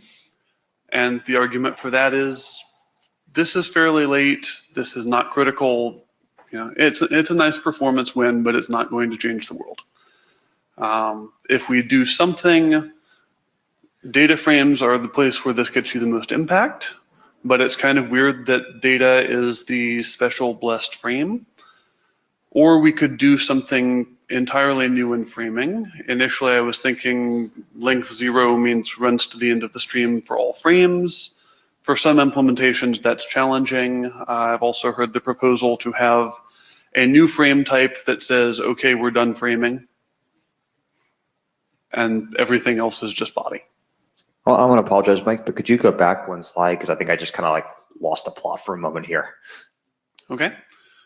So basically the issue is you've got some application above HTTP that's dynamically generating content. Sure. And handing it back to you in chunks as it produces it.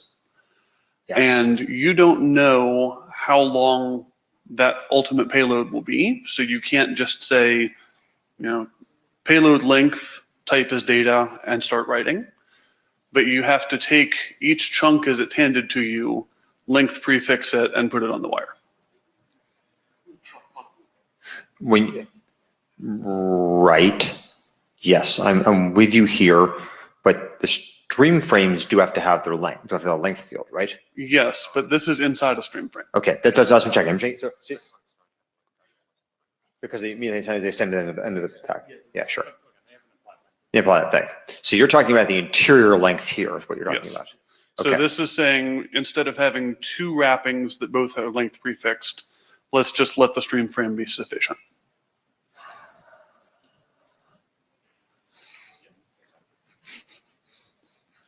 Do you want to say anything else? Okay. I'm trying to think about one thing. Ian Spike, Google. Yeah, so I'm a very large fan of doing something here. The reason is I've spent like the last year trying to make Quick actually kind of fast, and adding layers of framing inside framing make it much more difficult to make large content serving fast. I'm not saying I can't do it, but the APIs, the more layers of framing and lengths inside framing and lengths you have, like it just becomes increasingly difficult on both sides to get this right and get all the abstractions right. And so mostly from an application performance perspective, like not having something here makes me sad. But I think the consistent rule is the most obvious one to go with because it clearly has a use case personally. I'll also point out that 0 is currently defined as invalid right now. We're not stealing a value or something. We're defining something that currently, if you receive a 0, you are supposed to close the connection. So we're actually defining something that's currently undefined. But yeah, this would be massively valuable to us. I mean, it's nice to save the bytes, but it's mainly, I think it's going to make a lot of implementations of Quick a lot faster. And that was a big complaint of H2 over and over, is that it's hard to make a fast implementation. And now that I've looked at ours, I know why. Yeah, I mean, I guess now that I thought about it, I have some sympathy for this. I guess I sort of feel like the fact that we're having this discussion means we went wrong somewhere in the design earlier when we already had this mechanism for having frames and chunks, and then instead of having these things which you want to be non-demuxed on a different thing, they're glued together in some long sequence of bytes which you then have to independently demux. Well, so the history for that is Google Quick puts the entire body on a separate stream, so you don't have this problem. But for covering the full flexibility of H2, you have to be able to put a push promise in the middle of the body and have consistent ordering. And the only way you get that in Quick is to have it on the same stream, so you have to have frames for the body as well. As I say, I have some sympathy for this, but it doesn't mean I don't think we went wrong somewhere earlier. Yeah. But perhaps this last thing is the right answer given where we are in the design cycle. Jana, I think you got 1 point right. We went wrong somewhere, and I blame push. As I think many people would. I think this is the idea of a special frame is very appealing to me personally. It's purely additive for people who care about it. In terms of a feature anyways, of course, but it's more code and so on. But I think that it's a nice way to handle the special case where you really don't care for all the frame. So just imagine a beautiful, perfect future world where there is no push. You don't really need, you could just use, all of your bodies could just be this, right? Unless you have trailers. Yeah, fuck trailers too. But hoi, hoi, hoi, hoi, hoi. Language. Oh, that's of course. And that was the problem. Yeah. Don't take my trailers. Yeah, I know. Sorry about that. Fair enough. But even there, the common case is that you're going to have just body on these streams, and I think it's worth spending just a little bit of time thinking about how to optimize for the common case. And if you can do the same thing, which is the previous slide, there's the length, and I suggest that you use a length of 0 and a type of 0 for this new frame type thing. It basically, I think type of 0 is currently the data frame. Right. So this then becomes the length of 0 for the data frame. But anyways, that's encoding. Treating this specially is, I think, valuable to do because I expect that to be the common case when you're looking at bytes on the wire. The other place where having it supported in other frame types may be valuable was that you can do the headers. Client requests typically do not have a body, and so you just put a headers length of 0 and then write the QPAC from there. So looking at the time, I'm going to cut the queue.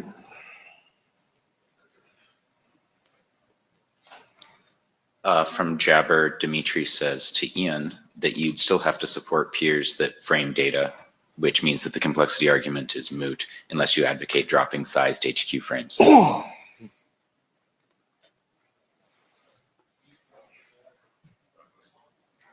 Kazuhok just wanted to point out that server timings as a trailer is a pretty useful use case for trailers. And I hope that many servers will support that. Anything else on this? Yeah, I think here again, we'll send concrete proposals. More flesh it out and take the list. Yeah, okay. Good. Ready? Yeah. All right.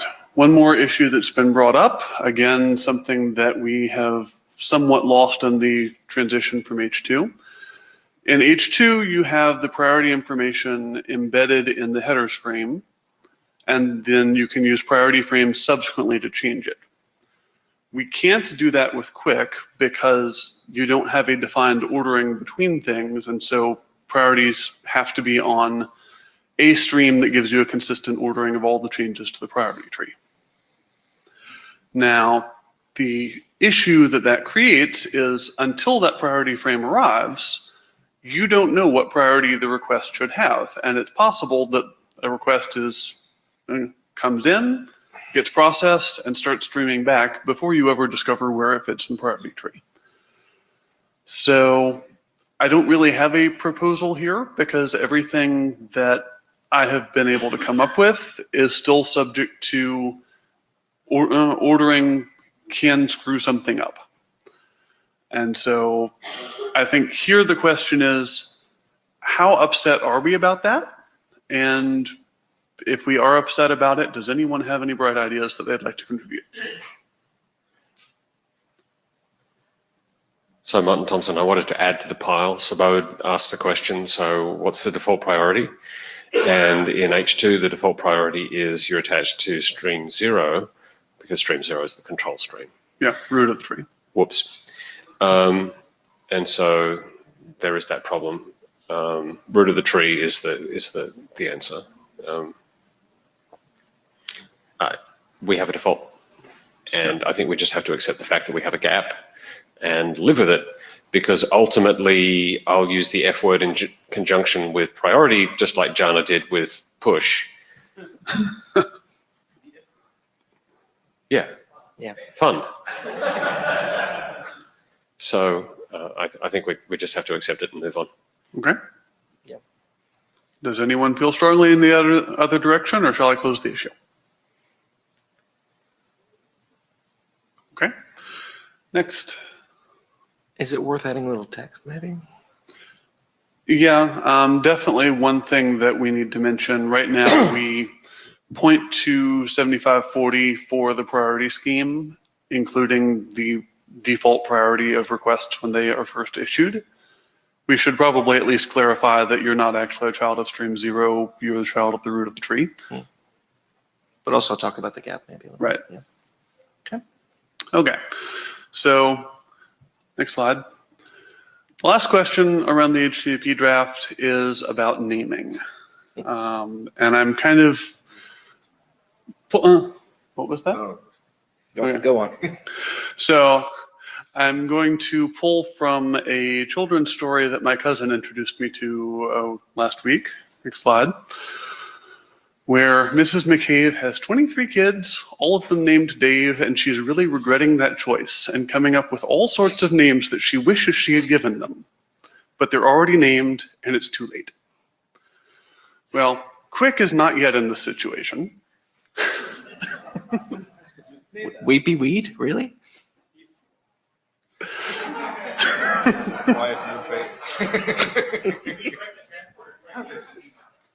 So you're saying we should name this Zanzibar Buck Buck McFate?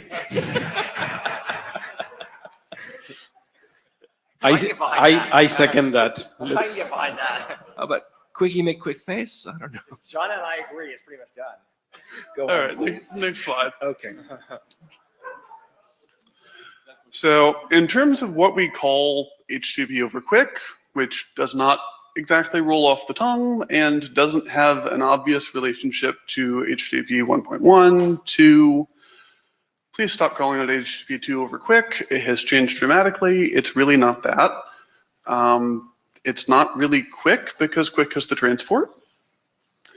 And when we discussed in Montreal several of the changes that we've made in HQ and whether we want to bring them as extensions to HTTP 2, the decision was no, we don't, because QUIC is the future, assuming all this works out, and we should keep moving forward. So that suggests perhaps a name that does have a relationship to H1 and H2, indicating that we're continuing to move forward into the future. We got a logo. Turn it off. Turn it off.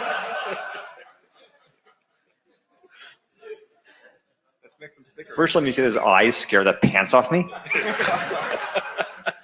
I'm talking pure about, a pair of pale green pants with nobody inside them. I mean, I'm not going to lie down on the road over this, but I think it sucks. It gives the impression that nobody should HTTP is deprecated, which it is not. It gives the impression that if we ever want to extend HTTP 2, we're not going to. And I mean, fundamentally what this is a fork with one fork getting longer and one fork not getting very long very fast. That's what operationally is happening. And maybe we decide not to do a lot of maintenance on HTTP 2, and maybe we don't. But this sort of it's just a weird branding choice. But I've said my piece. If I'm overruled, then I'll shut the fuck up. Okay. If I can just respond to that real quick. H2 didn't deprecate H1. So I'm not sure where you're getting those implications. And TLS 1.3 has not deprecated 1.2. It obsoletes it. It's precisely what's in the header. Yeah. Well, H2 did not obsolete H1. We go around telling people they really ought to use H2. If you, aren't we going to go around telling people to use QUIC? I think that we're not going to go around telling people you ought not to use H2, you ought to use QUIC, universally no. So again, I'm not going to lie down on the road over this, but I don't think it's a great idea, and I'd like to see a hum at least. Sure. I would probably tell people the same thing that we actually do tell them about H2, which is you should use H2 unless there's a reason you can't, in which case H1 is there. And Jen Iyengar, so many thoughts. First, that totally looks like a Zanzibar McFit. I'm going to get that off the screen. Oh, come on. Oh, come on. This is... It was causing Ecker to remove his pants. And that in itself is scary. It's gotten my creative juices flowing. This is lovely. Ironically, you said QUIC is the future. And this is ironical because it depends on which QUIC you're talking about, right? There is a QUIC, which is the present, and that points us to a problem here. We already have a Google QUIC and an IETF QUIC, and we have trouble keeping them apart. So I think it's very useful to have a new name first. Second, I'll agree with Ecker that there is a little bit of signaling issue here. It'd be nice to have an H2 prime, but we can't. Maybe we can. It is ASCII representable. Can we do H2 prime? The chairs are staring at me, and I'll take that as a no.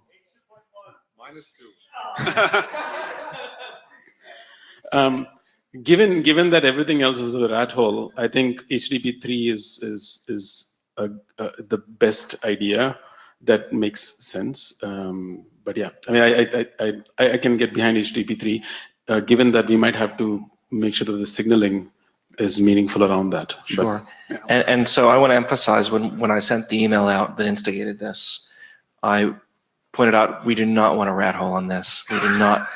Look at that cue. We do not want to spend a tremendous amount of time. We want to see if we can get to consensus on this proposal. So let's not throw other names out, please, quite yet. And I will emphasize one other thing from the email, which is that to call it HTTP 3, I think we wanted the HTTP working group's input anyway, but to continue their naming sequence, we probably want their okay on the name change as well. So Not probably. Yeah, so we'll be discussing that in the HTTP working group tomorrow, yes? Yes. Ted Hardy, and I was actually getting up to ask a scoping question, right? So there are places where the string will appear in protocols, and there are places where you intend for the string to be in the signaling you're giving to the larger community. Do you think those two actually have to match?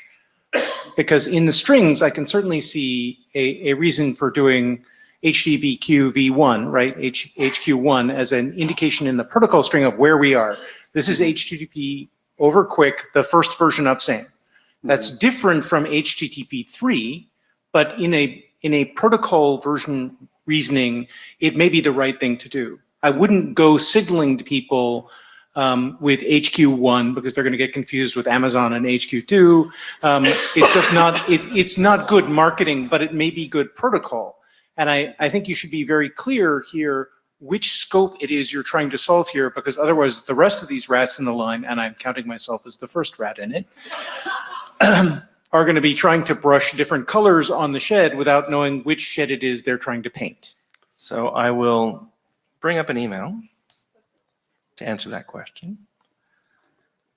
And I believe it states, hopefully fairly clearly. Where to go? Here we are. We rename our the HTTP document to HTTP3 and using the final ALPN token H3. And just to respond to Ted there quickly, personally, I think that having divergence between the token and the name that we use for the protocol is not going to help solve any confusion. That has worked really well for TLS 3.4. Colin Perkins, I don't really care, but why don't we just call it HQ since everyone's going to call it that anyway? That's okay. Pat McManus, I'd like to emphasize that this, while we will talk about this in HTTP on Thursday, as the previous slide had talked about, this really is sort of an outcome of HTTP's previous discussion in Montreal, and sort of underline some questions people ask, like, is H3 a successor to H2 that we would recommend? I mean, the answer to that would be yes. I mean, we really do, without deprecating it, but we are saying that we believe this is superior, and that's why we're pursuing this work. And similarly, it's going to maintain the backwards compatible semantic promises of HTTP, which are being better stated with HTTP core right now, but have always existed, and that is compatible, which is much more obvious for HTTP3 than it would be for QUIC, right? Because that's all in line. So yeah, this is obvious, and the discussion we had about backwarding features underlines the fact that the HTTP working group is willing to take on maintenance of this and view this as the place where new extensions and things should really be focused.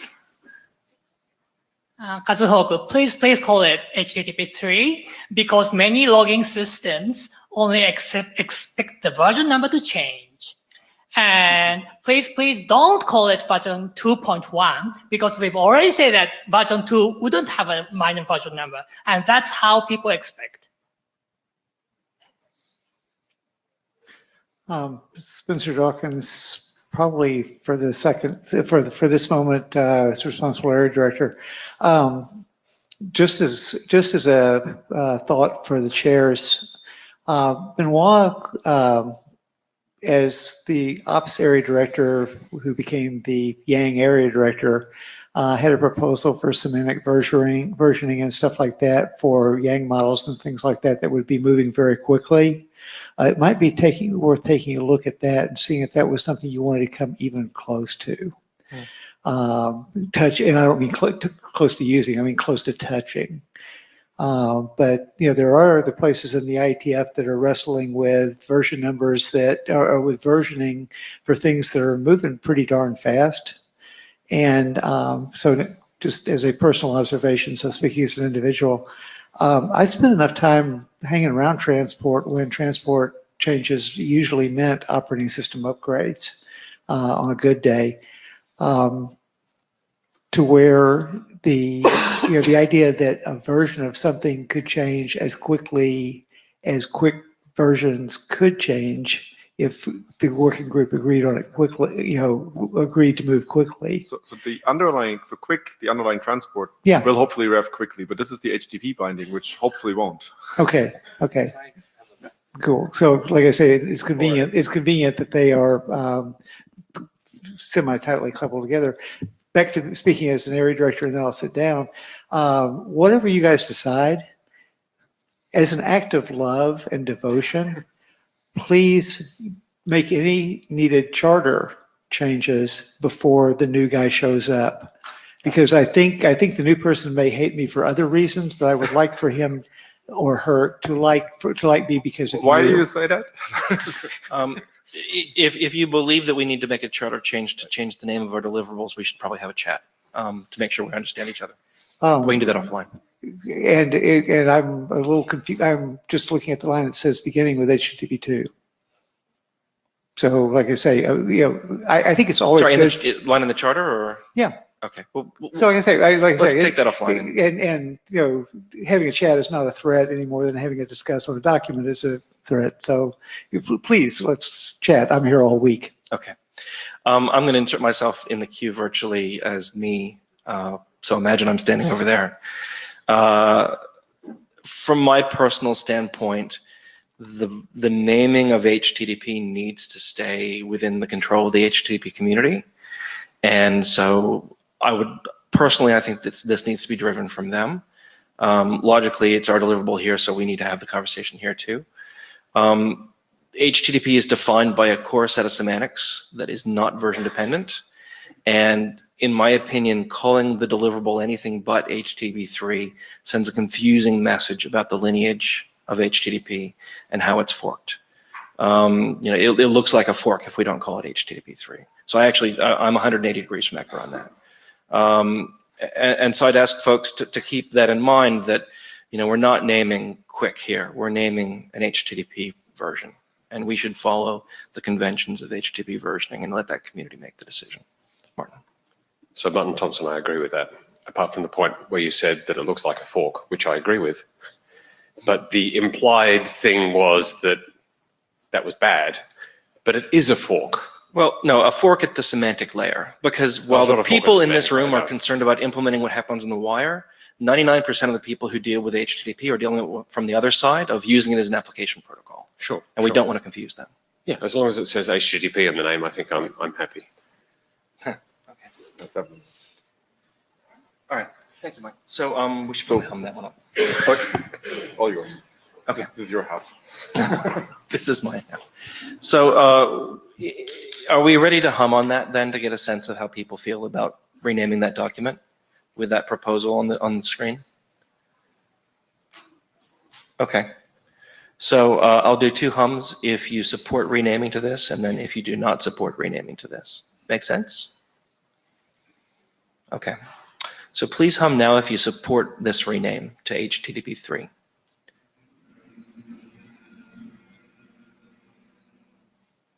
And please hum now if you do not support this renaming. I will let my co-chair characterize the hum. It's pretty strongly in favor from where I'm sitting, but there was some non-zero objections. So I would say like 70-30, something like that, maybe. Okay. So normally with this sort of thing, I think we'd say take it to the list. I'm a little wary of doing that.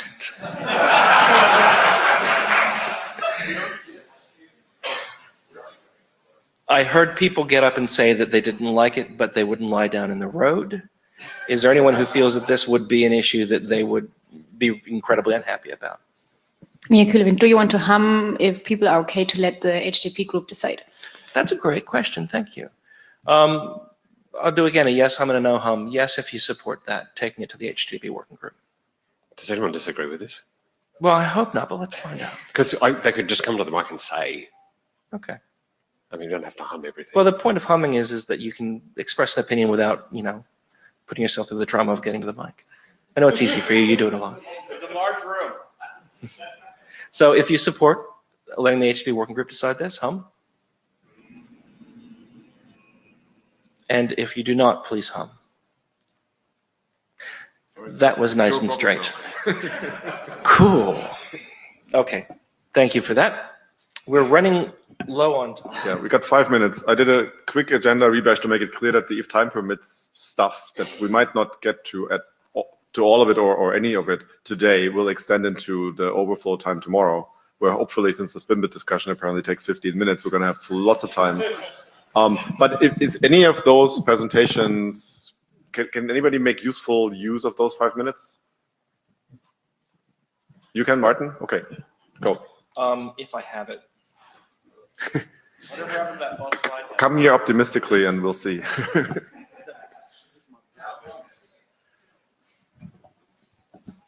This one? Yes. So I was talking about initial packets with Christian at the hackathon. Next slide. And we always talk about the injection attack. That an on-path attacker can disrupt the connection during the handshake, but not afterwards. And it turns out that as things currently stand, this is not quite correct. So what an attacker can do is he can send a spoofed initial packet, for example, containing a connection close frame or containing a malformed packet, containing a malformed frame. There are endless possibilities how you can cause a protocol error that would close the connection. And what we currently do is we say that every endpoint accepts and processes initial packets, at least 3 RTOs after all initial data has been received and ACKed. And since at that point of the handshake we don't have a good RTT estimate, 3 RTOs might be as much as 600 milliseconds, even on fast connections. So this would be after the handshake, long after the handshake actually completes. If you look at the diagram, we only need initial packets in the first flight until more precisely, until the client has received the server hello. When the client has received the server hello, it switches to handshake keys, and it won't need the initial keys anymore. And for the server, as soon as it receives the handshake packet, it knows that the server hello was received and doesn't need to be retransmitted. So it doesn't need to accept any initial packets after receiving the first handshake packet. So what we have here is basically a 3-way handshake, and only during that 3-way handshake can an attacker disrupt us if we stop processing initial packets. Next slide. So the proposal here is to treat initial as the special snowflake that it is. We should stop accepting and retransmitting initials at the points that I just described, which are different for client and server. This has a few implications for how we do loss recovery, because stopping to process initial packets also means that we might not receive an ACK for a packet that we send. For example, the server might never receive an ACK for the server hello that it sent. So we need to have some text about that the server should actually stop retransmitting the server hello even if it didn't get the ACK. And there are some implications for congestion as well. Because we need to tell the congestion controller to remove those bytes in flight. This is something we need to do. We need to do anyway. It's just made very, very pressing with this issue if we actually stop hacking. Yes, Martin. Thank you for raising this issue. PR 1819 was my attempt to deal with this by basically allowing receivers to drop initial packets if they disrupt the connection in exactly the circumstances you described. That PR has died for lack of enthusiasm, I guess. I'm not sure what the process is to resurrect it, if people want to resurrect it, or if the people who killed it want to explain why, that's fine too. I think the issue was that with your PR, you would still need the ACK, right? So you can't just stop processing initial packets. So I know that we just ran out of time, and one suggestion would be that since there are people at the mic, be really quick, and then also catch Martin, and maybe you guys can chat and tell us what we're going to do with this tomorrow, briefly. But go ahead, Kazuo. And where's the other blue sheet? Anyone? Thank you. Kazuho, we've repeatedly had this discussion since May, where we changed the TLS handshake design. And I'm not against having this information in the security considerations, but I would oppose to changing this at a later moment. Why? This is leaving open. This is an optimization. No, it's not. It's closing an attack surface that we are. I mean, optimizing exposing. against attacks. Yes, which is different from shaving off bytes. All right, so this is the end. We got the blue sheets. Thank you all. Come back tomorrow. We hopefully will get to more of the, if time permits, things tomorrow, including a Q&A on them. Maybe 20 minutes in the spin bit.